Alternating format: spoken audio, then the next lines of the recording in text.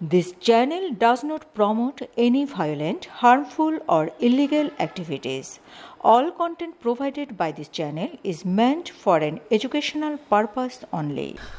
আগামী ৫ই অক্টোবর থেকে ৯ই অক্টোবর ইন্টারপার্লামেন্টারি ইউনিয়নের ১৫৩তম সাধারণ অধিবেশন আফ্রিকার দেশ তানজানিয়ার আরুসা শহরে অনুষ্ঠিত হবে। বিশ্বের ১৮৩টি দেশের প্রায় ৪৪,০০০ সংসদ সদস্যকে নিয়ে গঠিত আন্তর্জাতিক সংস্থাটির এবারের সাধারণ বিতর্কের মূল বিষয় নির্ধারণ করা হয়েছে enhancing good governance and empowering communities through inclusivity, trust and opportunities for all, অর্থাৎ সবার জন্য অন্তর্ভুক্তি, বিশ্বাস ও সুযোগ সৃষ্টির মাধ্যমে সুশাসন জোরদার এবং সম্প্রদায়ের ক্ষমতায়ন। এই অধিবেশনে কারাগারে বন্দী সাবেক এমপিদের জামিনে মুক্তি, যথাযথ চিকিৎসা ও জীবনের নিরাপত্তা নিশ্চিত করতে বাংলাদেশের বর্তমান কর্তৃপক্ষের উপর চাপ সৃষ্টির জন্য রেজুলেশন গৃহীত হওয়ার সম্ভাবনা রয়েছে। প্রসঙ্গত, ইন্টারপার্লামেন্টারি ইউনিয়ন আইপিইউ বাংলাদেশের আওয়ামী লীগ নেতাদের উপর চলমান আইনি ও রাজনৈতিক পদক্ষেপকে প্রতিহিংসার মহোৎসব বা রিভেঞ্জ স্প্রি হিসেবে আখ্যা দিয়ে আনুষ্ঠানিক সিদ্ধান্ত গ্রহণ করেছিল ২০২৫ সালের ২৩শে অক্টোবর। পরবর্তীতে আওয়ামী লীগের সাবেক ৬ সাংসদ মানবাধিকার লঙ্ঘন ও আটকের বিষয়ে উদ্বেগ প্রকাশ করে অন্তর্বর্তী সরকারের প্রধান উপদেষ্টা ডক্টর মোহাম্মদ ইউনূসকে চিঠি লিখেছিল। তাতে সাবেক ৬ জন এমপি এবং আওয়ামী লীগ নেতাদের উপর চরম নির্যাতন ও মানবাধিকার লঙ্ঘনের বিষয়ে তীব্র উদ্বেগ প্রকাশ করা হয়েছে। আইপিইউ এই ঘটনাকে প্রতিহিংসার মহোৎসব ও সুসংগঠিত রাজনৈতিক হত্যাকাণ্ড হিসেবে আখ্যায়িত করে তীব্র নিন্দা জানিয়েছিল। কিন্তু ডক্টর মোহাম্মদ ইউনূস সরকার বিষয়টি আমলে নেননি, তদন্ত দলকে ভিসা না দিয়ে বিষয়টি ছুড়িয়ে রাখে।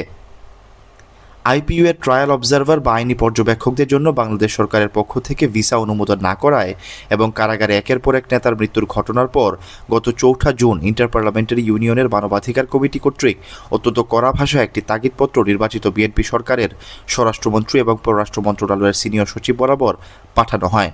চিঠিতে আইপিইউ এর ট্রায়াল অবজারভারদের সফরের জন্য পথ সুগম করতে এবং প্রয়োজনীয় ভিসা ও আইনি নথিপত্র অনুমোদনের জন্য আগামী ৩১শে জুলাই পর্যন্ত চূড়ান্ত সময়সীমা বা ডেডলাইন বেঁধে দেওয়া হয়েছে।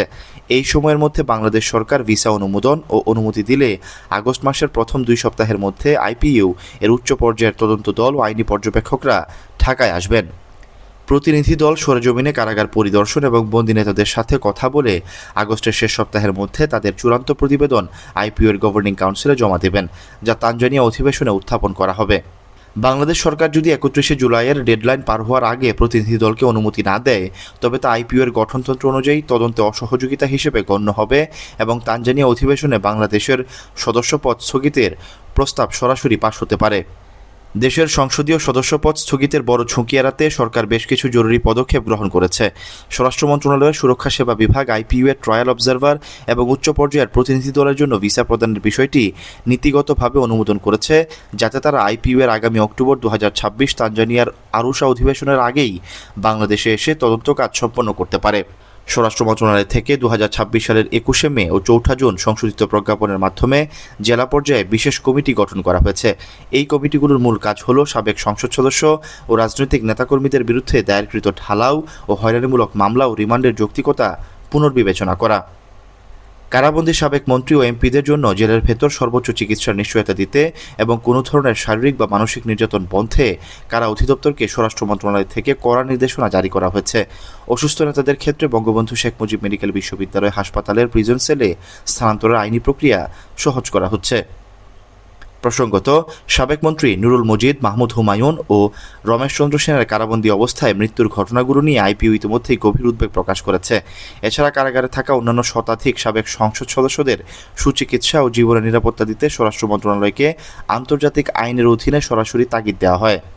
অনুসন্ধানে জানা গেছে, আইপিইউ এর প্রতিনিধি দল বাংলাদেশে আসার অনুমতি পেলে মূলত ৫টি ক্যাটাগরির শীর্ষ ও মাঝারি সারির কারাবন্দী আওয়ামী লীগ নেতাদের সাথে সাক্ষাতের শিডিউল এবং তালিকা চূড়ান্ত করার প্রক্রিয়া চলছে। আইনি পর্যবেক্ষক দল ঢাকার কেরানীগঞ্জ কেন্দ্রীয় কারাগারে সাবেক আইনমন্ত্রী আনিসুল হক এবং সাবেক প্রধানমন্ত্রীর উপদেষ্টা সালমান এফ রহমানের সাথে সবার আগে দেখা করতে চান। তাদের বিরুদ্ধে চলমান বিপুল সংখ্যক মামলার আইনি প্রক্রিয়া ও রিমান্ডের ধরন খতিয়ে দেখাই এর মূল উদ্দেশ্য।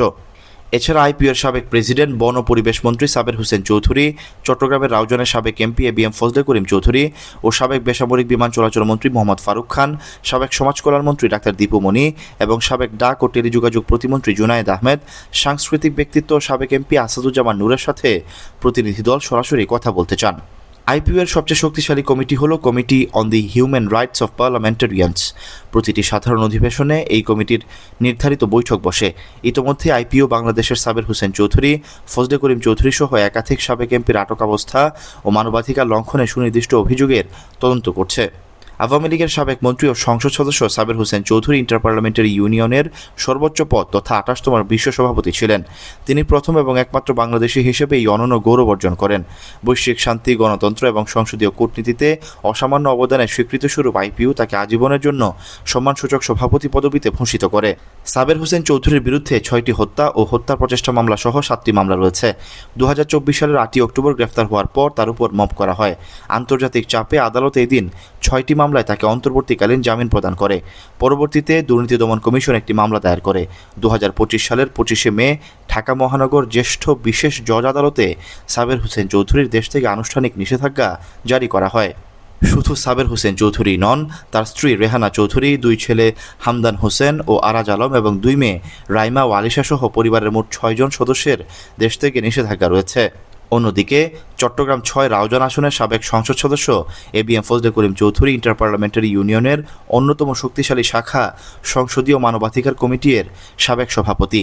তিনি এখন কারাগারে গুরুতর অসুস্থ অবস্থায় আটক রয়েছেন। রাজনৈতিক বিশ্লেষকরা বলছেন 183টি দেশের সংসদ সদস্যদের নিয়ে গঠিত ইন্টারপার্লামেন্টারি ইউনিয়নের চাপ সামলাতে এবং দেশে একটি গণতান্ত্রিক স্থিতিশীলতা আগামী অক্টোবরের তানজানিয়ার আরশা সম্মেলনের আগেই আওয়ামী লীগের অধিকাংশ নেতাকর্মী জামিনে মুক্তি পাওয়ার সম্ভাবনা রয়েছে। Syed Sakib, BNN news 24।